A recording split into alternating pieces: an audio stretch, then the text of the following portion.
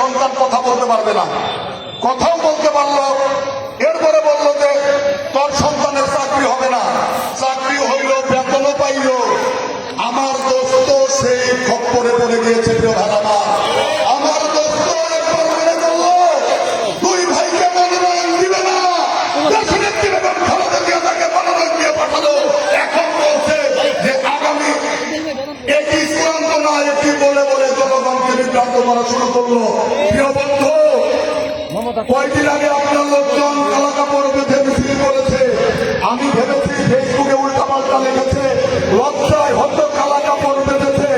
আজকে দেখলাম কফি নিয়ে বের হয়েছে।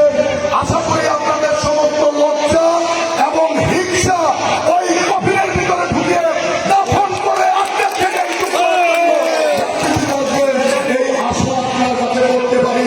আপনি জাতীয়তাবাদী আদর্শের লোক, দীর্ঘদিন জাতীয়তাবাদী দলের সাথে তারেক রহমানের সিদ্ধান্তকে মেনে নিয়েছেন। আমিও বিশ্বাস করি আপনি সেই সিদ্ধান্তকে মেনে নেবেন। যতই গল্পের পর গল্প বলেন, যতই বলার চেষ্টা করেছেন, মনোনয়ন দিয়েছে, তাকে ভোট দিলে একটি হলো টাঙ্গাইলের মানুষ যেতে পারবে না, তাকে কাছে পাবে না। এই পরিবারের মন্ত্রী হওয়ার পরেও তার কাছে যেতে কোনো গেট পাস লাগে নাই, তার গুণে যেতে কোনো পাস দিয়ে যেতে হয় নাই, তার মতো সবসময় খোলা ছিল। এইখানে যারা মুরব্বীরা আছেন তারা জানে তার সুযোগ্য ছোট ভাই সুলতান সরোদ্দিন টুকুর কাছে চাইতেও কোনো গেট পাসের প্রয়োজন হবে না।